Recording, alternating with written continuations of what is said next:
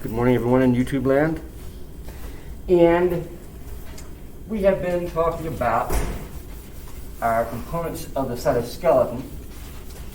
The fact that we've got structural elements within this gooey sac we call a cell that are actually generating a tremendous amount of structure and organization.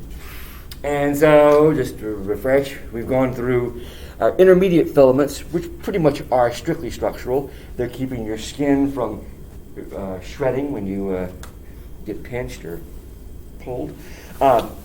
Microtubules, a great example there, are spindle fibers. The ability to pull chromosomes apart is a critical part of cell division. Using inhibitors of microtubules, we can block cell division. Therefore, they end up actually being pretty good cancer chemotherapeutics. Microtubules, though, are also providing the network, the railroad for vesicle transport. So underneath the trans-Golgi network, we expect to see a lot of microtubules, and we find them. And microtubules build very quickly and then disassemble very quickly. The plus end and minus end intermediate filaments don't have that. And then we turn to our actin microfilaments. Actin microfilaments are made up of the protein actin and form not a protofilament, but just a little filament. And these guys are used for cytoplasmic texture change. So we can have a bed of actin microfilaments that can be cross-linked and make a really boing, stiff cytoplasm, or we can have microfilaments that can be capped and severed and make a significantly squishier cytoplasm. And so when an amoeboid movement is happening, there are changes in the cytoskeletal components. Additionally, microfilaments are anchored into the plasma membrane. And so we now have essentially a set of rods, tent poles, if you will, attached to the inside of the cytoplasm, or inside of the plasma membrane, that is providing tremendous structure now that we can have a round cell. We can have different kinds of shapes. We can have amoeboid movements and things. So the contractile ring is also a major part of what the actin microfilaments are doing. And the key point between distinguishing intermediate filaments versus microtubules and actin microfilaments is that intermediate filaments do not have any kind of ATP-dependent motoring system, but microtubules have the ATP-dependent motors, dynein and kinesin, which allow them to walk towards the plus end or the minus end. Actin has primarily one motor protein, and that is a protein known as, where are my markers? No, that's not what it's called, which would be an interesting name for a molecule, but where's my coffee would be perhaps more appropriate.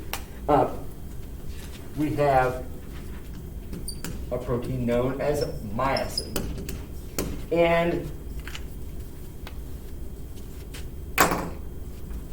a big fat black marker.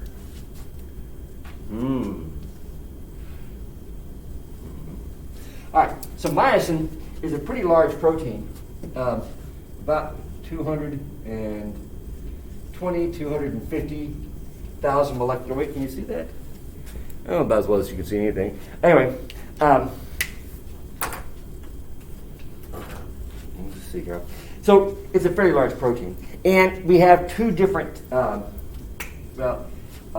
We can have myosin broken down into two different categories. There is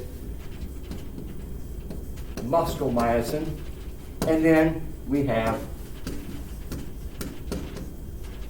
non-muscle myosin. And we can further break it down, and we can talk a little bit about it. Muscle myosin, we've got skeletal muscle myosin, and then we have smooth muscle myosin. They actually are regulated a little bit differently. Myosin is an ATP-dependent motor protein in that it's able to essentially move along the actin microfilaments.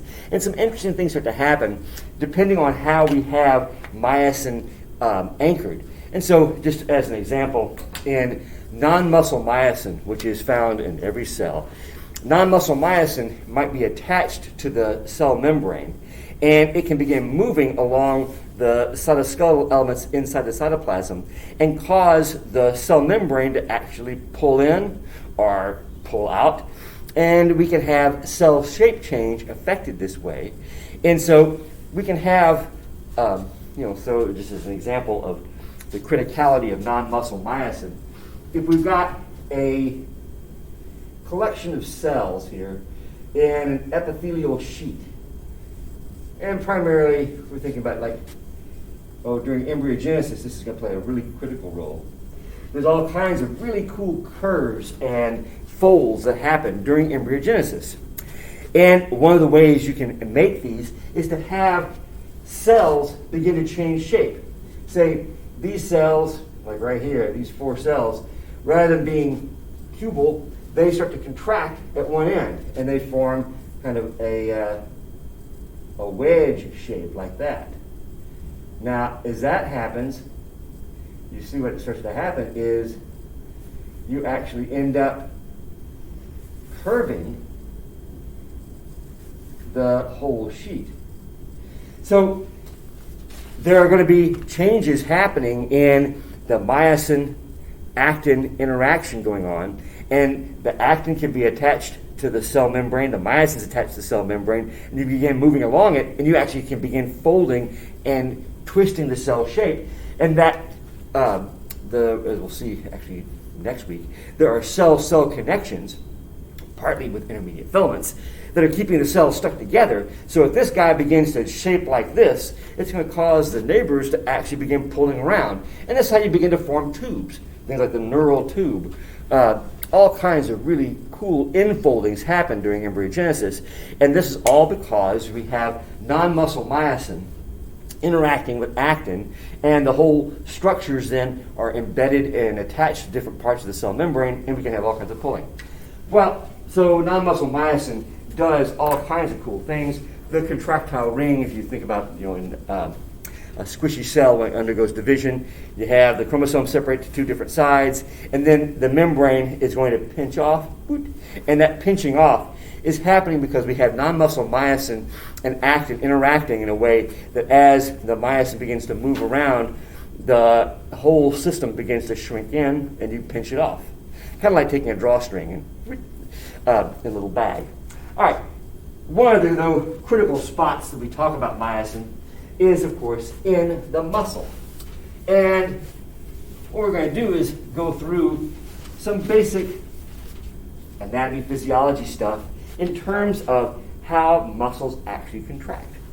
So, just to start with, you may or may not know, muscles only can generate a contractile force, that is, a pulling in or a shrinking.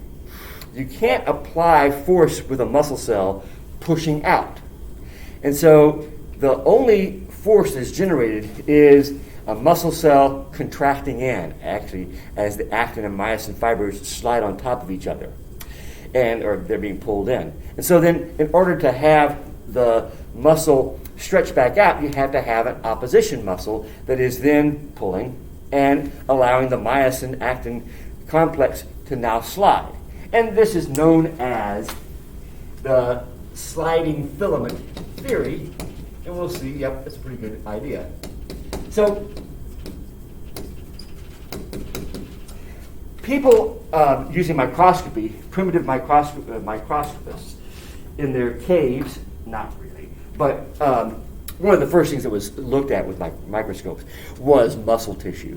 One of the things is that it's easy to get a piece of muscle tissue. You take a chunk of meat, take a thin razor blade, and slice thin sections, and you can begin to see all kinds of repeating ultrastructure under the microscope. And so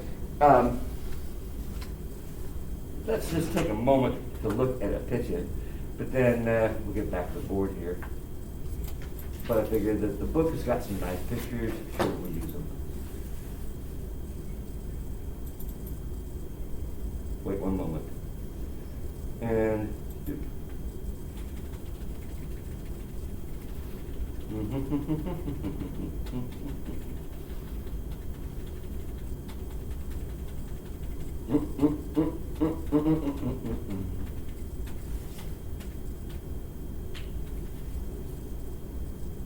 All right. So if a picture is worth 1,000 words, well, here's a few dozen words.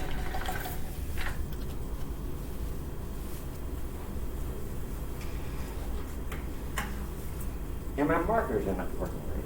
Where'd my big marker go? Putting out a reward. We'll have people from all over the world looking for my big marker. Because my YouTube channel touches so many people. I'm so pleased with it. If you're not a subscriber, so this is an example of how we might have a cell shape change occur. We've got myosin attached to the plasma membrane, and then we have the microfilament being pulled around. And so we're going to actually, it's a plus indirected motor. We pull this way. There really isn't a minus indirected motor. What happens is myosin relieves itself and just lets go, and it slides back out. So that is skeletal muscle, or the non-muscle myosin. And there's all kinds of things you have to do. But myosin really has its play in muscle cells. And so there is a difference between non-muscle myosin and myosin found in muscles. The head is very much conserved in terms of the amino acid sequence, but non-muscle myosin doesn't have much of a tail, whereas muscle myosin, also known as myosin 2, has got a long tail that is coiled around itself in a dimer. And myosin can form what's known in the old school muscle anatomy business as a thick filament, but it's not considered one of our cytoskeletal elements. It's a motor protein. Anyway, so we have this term that's called a thick filament. And it arranges itself in the muscle cell like this, where you've got the bare region here and then a whole set of myosin heads on either side. And we begin to build this up like this. And let's see. Yeah, this is a good place to look. All right, so you may or may not know the muscle is known as a syncytium, in that a given muscle is a whole bunch of individual cells, myoblasts, that fuse. The plasma membranes actually come together and they open up, and a muscle cell will be multinucleated. And so we've got a whole bunch of nuclei, a whole lot of mitochondria, and then within the muscle fiber, we have these levels of breakdown, and you end up at the level subcellular now of what's known as the myofibril. And the myofibril, if we were to cut this, so it's a tube, we're looking at it face on, we see a repeating set of sequences here, of images. This is known in this direction as the sarcomere. So here's the muscle fiber going this way. Actually, wait. The way this, all right. So the way the diagram is showing this is we've got a muscle or myofibril, and we're looking at just a piece of it. So the sarcomere is this unit of repeat, and with a bit more vocabulary, we can actually describe the sarcomere. So there is one myofibril and this repeating set of sarcomeres. So there is a lot of nomenclature in the sarcomere, mostly German, because I guess that the first people to look at the myofibrils and begin naming them were German. And I don't speak German. I don't know the German terms. I'm not a muscle biologist at the ultrastructural level. I'm at the cellular level. The one point that we want to note, though, is there is this band here between sarcomeres that's called the Z-disc, or the Z-band. And this is an attachment point for specifically the actin microfilaments. So what we've got then is a center core of myosin heads, and then extending out that way is kind of like two forks are the microfilaments. And muscle contraction occurs due to sarcomere shrinking. So one sarcomere isn't very big, and when it contracts, it changes shape slightly. But you have thousands and thousands of sarcomeres shrinking in, and all of a sudden, whoop, you have muscle contraction. So what we want to do is kind of dissect apart what's going on at the actual protein level. So we have what's known as the thick filament in the middle, but let us recognize that is the myosin filament. And then we have what's known as the thin filaments on either side. These are actin microfilaments. And these are mitochondria right there. All right, so what we're going to see then is this whole thing slides in. And basically like this. So in a relaxed cell, or a relaxed muscle, the microfilaments have pulled apart, and then during contraction, the myosin heads are grabbing the actin and pulling it in. And so we end up having the distance between the two Z bands is shrinking. That is a contraction of the muscle cell. And it's a fairly minor thing, but when you combine it with a bunch of other sarcomere shrinking, you can lift a piano. So, yeah, we're going to actually probably go back to the board a little bit as well, but let's just look at some of these things here. This is the minus end, the plus end, and we're going to be moving things that way. You don't have to really worry about the details so much. The critical point is this. We have the myosin head is attached to the actin microfilament. ATP binds to the myosin head, and that causes the head to release from the microfilament. The ATP molecule hydrolyzes, and that causes the myosin head now to change shape. And it goes from this position to that position. All right, the next thing that happens is as the phosphate is released, the myosin head now with the diphosphate rebinds, but still in this cocked position. As the ADP is released, that actually happens when the myosin head binds, the myosin head goes back to its original position, and this is the power stroke. So I should stand like this, and we have the head here. It binds ATP, hydrolyzes ATP, moves this way, releases the ADP, rebinds, and then as the ADP is, or at least the phosphate and then rebinds, and then as the ADP is released, it pulls back. So, this is the myosin contraction cycle. Is there anything to look at here? Not all that good. All right. So let's go back to the board and look at this a bit.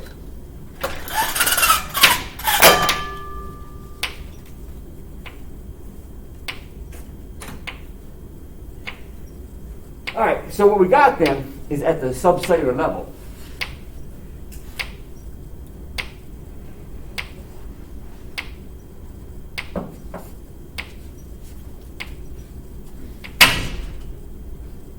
Stop.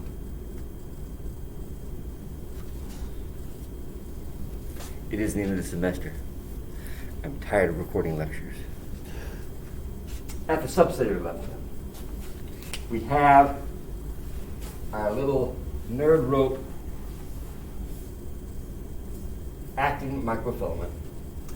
And we're going to have then the myosin head. And so this is the set of thick filaments. And so if we're drawing a muscle sarcomere, we're going to have the coil of another myosin head right there. And then a coil of another one right there. They're all lined up. And so then, am I still on the board? This is the midline here. And then we've got the myosin heads coming out this way. All right. So,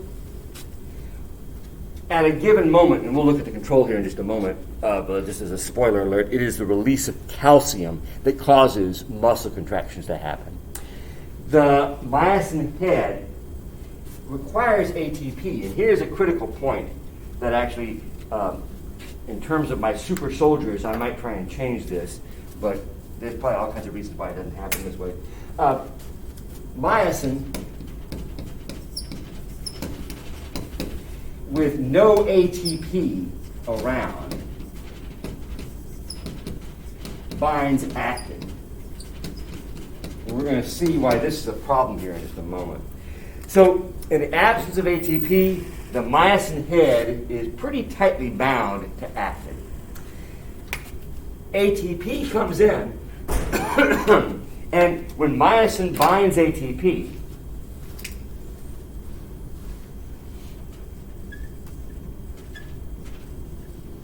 so myosin binds ATP, that causes the myosin head to release.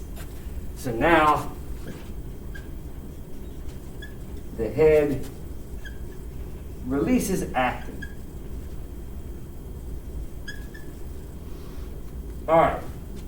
The next step is going to be ATP hydrolysis. And just as a complete nerd point, we've talked about using ATP as an energy generating reaction. This is the whole reason why ATP is because of what? The phosphate.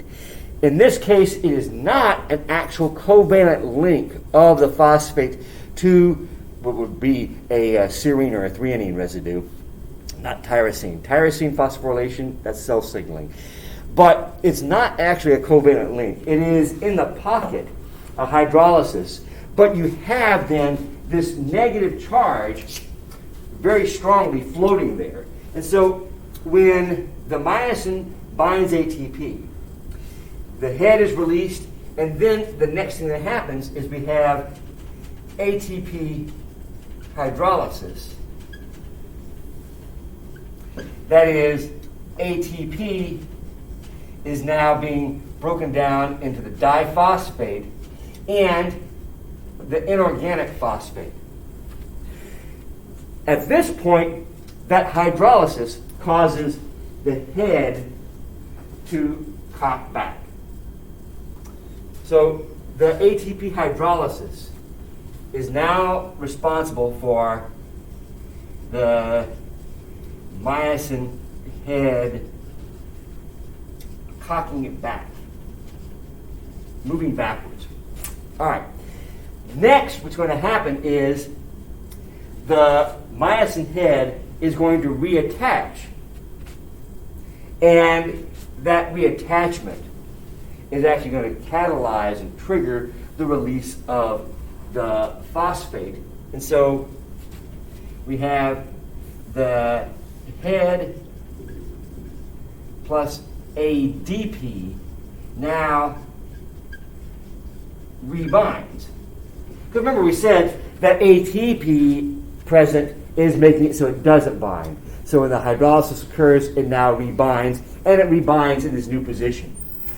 The last thing that happens then is that the inorganic phosphate is released, and we now have a return back to the ground state, which is now known as the power stroke.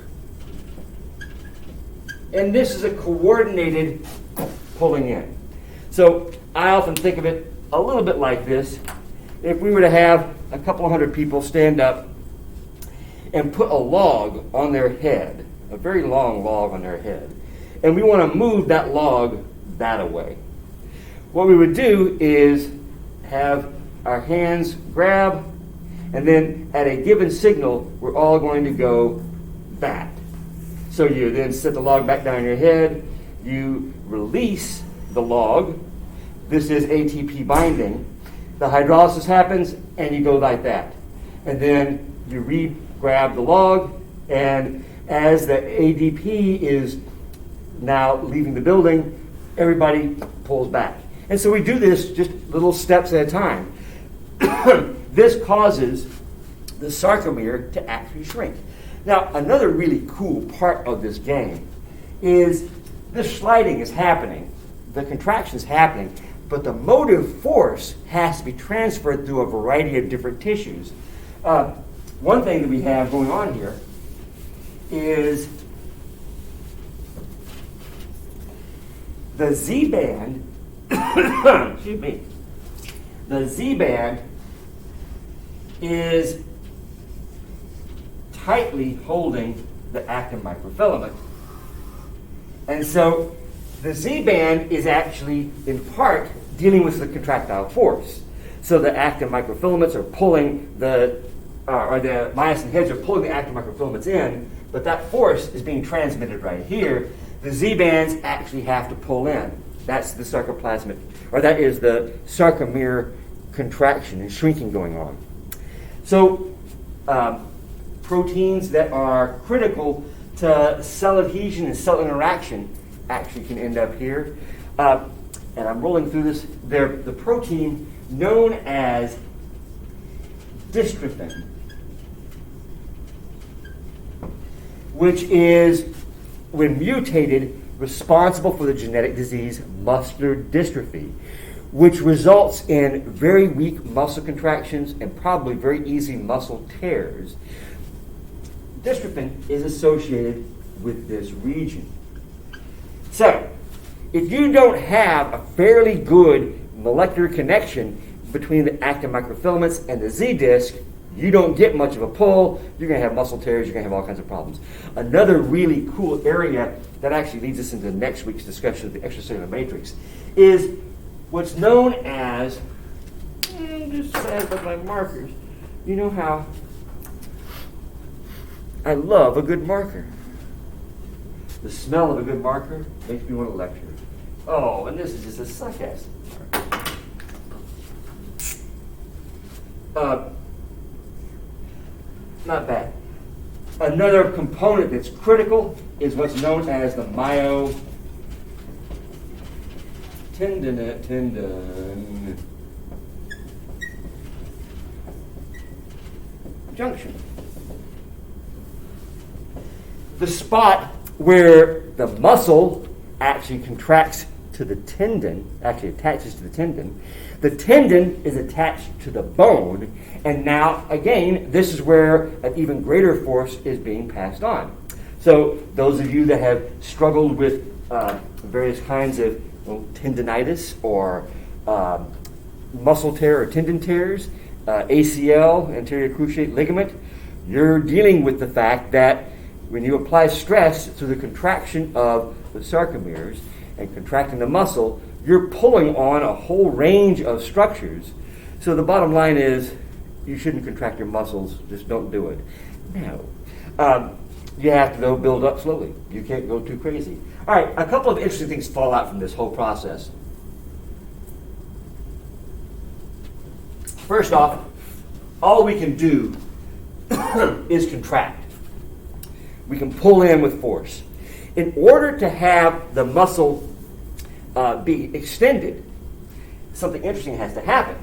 We have to have, in order to pull back, we have to have myosin head release. And this is going to require ATP. And this is actually one of the things I think is a little bit backwards, is that in order for the myosin head to release, it has to bind ATP. There's no ATP, it's bound to actin. And herein lies the reason for another kind of issue. And we can actually bring this back to our discussion of metabolism. ATP is being hydrolyzed like crazy. Thousands and thousands of molecules. Every muscle contraction, whoop, there went a whole bunch of ATP. It is now in the form of ADP. Oh, there it goes again. And again. All right, you get the idea. So you're really starting to exercise. You're moving really big muscles like in your thighs and your calves. You're jogging. You're running. Now, you're generating ATP as fast as you can through oxidative phosphorylation. That's why you got a lot of mitochondria in the muscle cells. There's going to come a point, though, that you're contracting so fast and the ATP demand is becoming so great that you can't get enough oxygen, particularly into the big muscles of your thighs, your calves. The amount of oxygen that can get in there, because there's a limit to blood flow, there's a limit to oxygen carrying capacity of your blood. That's part of the limit of how hard you can go at it. It starts to hit that wall. The muscles are still contracting because you're still running, but now you have to go into anaerobic respiration, or actually you have to go into fermentation. You begin not using oxygen as the final electron acceptor, but you begin using pyruvate as the final electron acceptor. Now we know that that's not a good way to run the railroad because you're only generating 2 ATP molecules per glucose, but it's allowing you to maintain a small amount of ATP regenerating capacity. You generate lactic acid, which is a fairly nasty metabolic waste product. I dare say that if you're at a spot where you are, pushing your muscles that hard, there is a finite time for how long you can actually do that.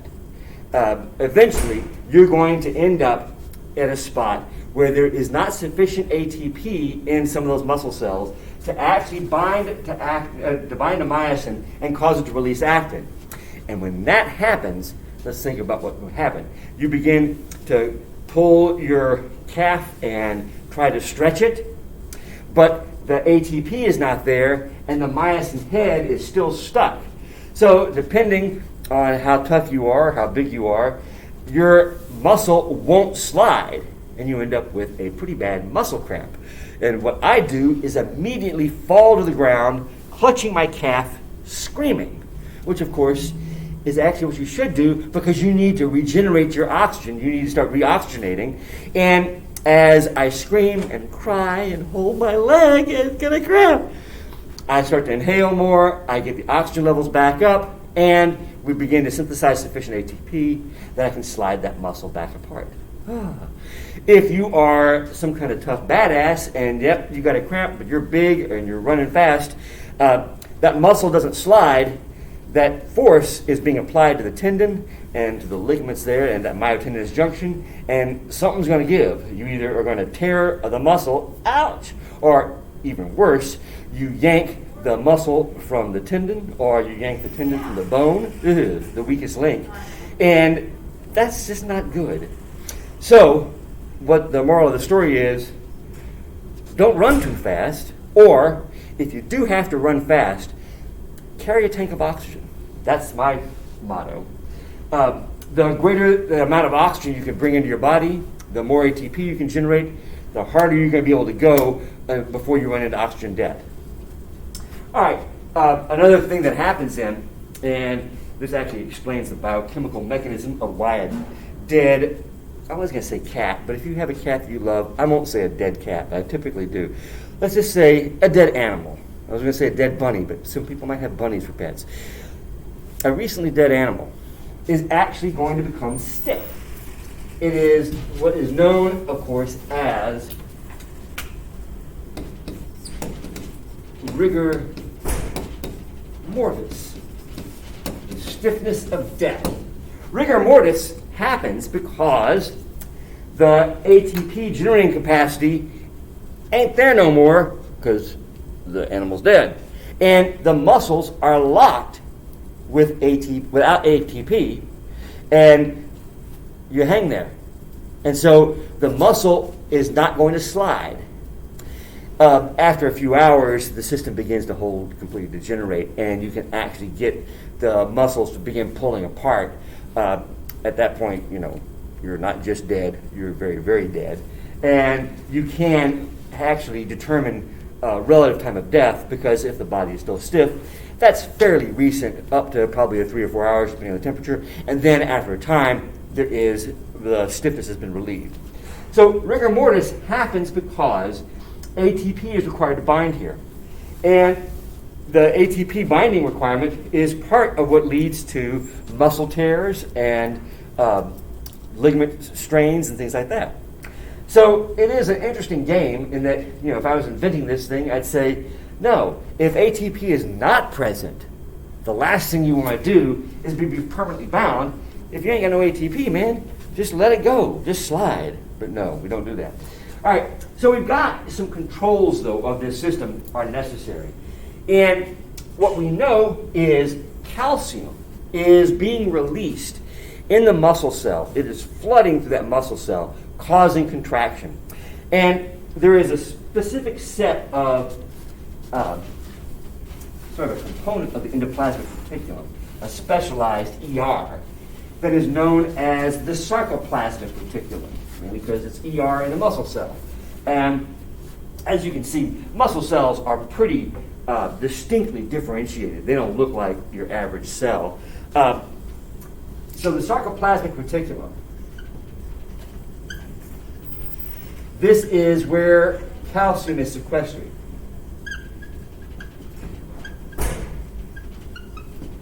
And the sarcoplasmic reticulum has got a whole set of ion channels on it, calcium ion channels, that can open up and release calcium.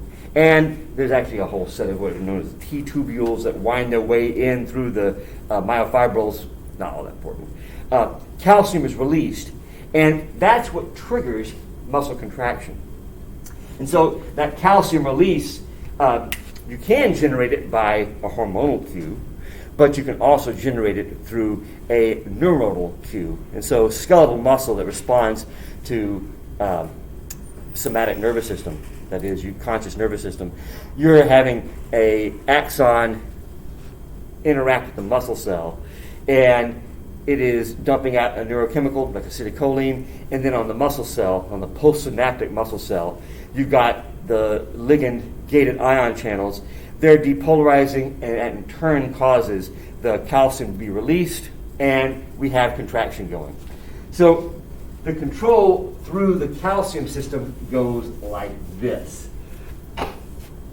And actually, this gets a bit into the weeds of some anatomy and physiology that I sometimes go, my understanding of the cell biology doesn't quite jibe with my understanding, rudimentary as it may be, of physiology. And I'm kind of having to go a little bit of like, I don't know, but let's keep it at the cellular level. What we got here is a control system, in that there is a set of proteins that are part of the regulatory mechanism. Specifically, there are two proteins. One is known as tropomyosin. Tropomyosin has a head that is similar to myosin in that it has actin binding affinity.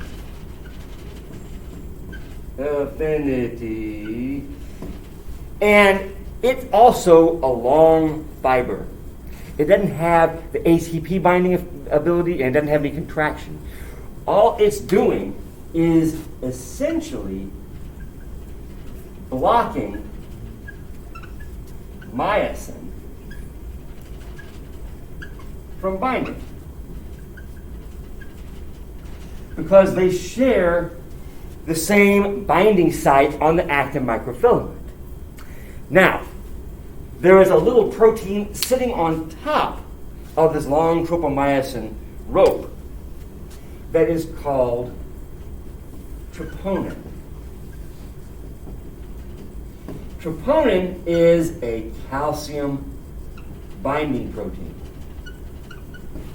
And so the major control of skeletal muscle works like this. In the absence of calcium, troponin doesn't have any calcium to bind. And it's allowing tropomyosin to just sort of lay in the slot where myosin would typically bind. So myosin can't bind, the muscle cell is not locked in place, it slides. Now when calcium is released, troponin binds calcium, and it changes shape, and it's causing the head of tropomyosin to roll out of the way. And now the myosin, the ATP-dependent motor myosin, has the ability to bind and begins the contraction cycle. And this is truly getting into the weeds, and I think I've hit Handler up about this, and no one has explained it to me to my satisfaction, but those of you out in YouTube land, I could look it up on Wikipedia, whatever.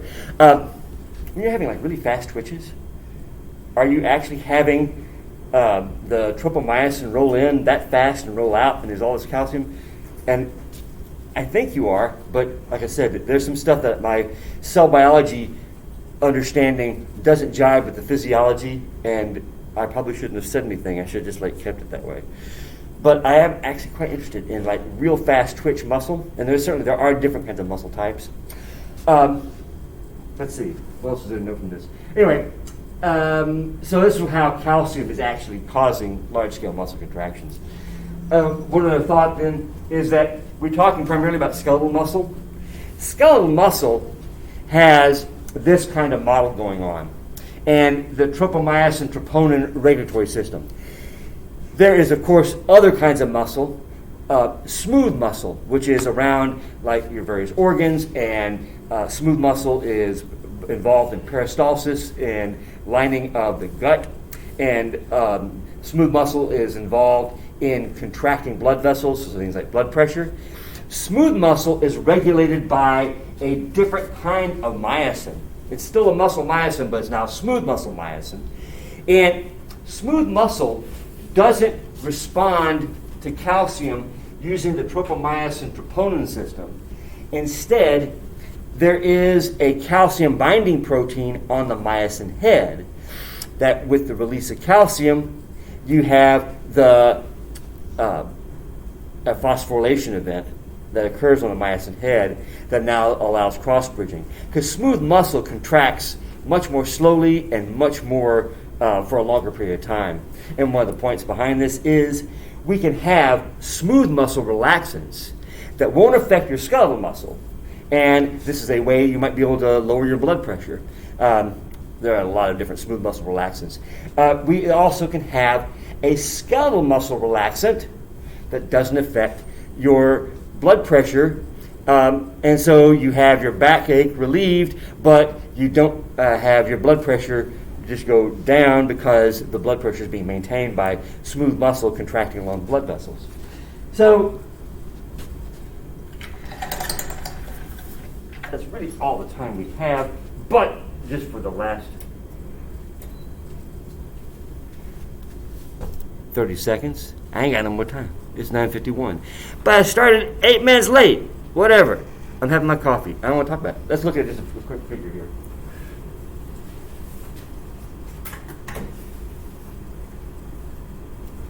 Well, that's great. Anyway, these are some of the tubules formed in the plasma membrane and the sarcoplasmic reticulum. So we got calcium able to flood into the system. Yep. Yeah, this is a diagram that shows a little bit of the tropomyosin and then the troponin complex. So troponin is hanging kind of at one spot. And when the myosin binding site is being exposed by calcium, the troponin complex is calcium dependent. That causes tropomyosin to roll out of the way, and you now have the binding site for myosin being exposed.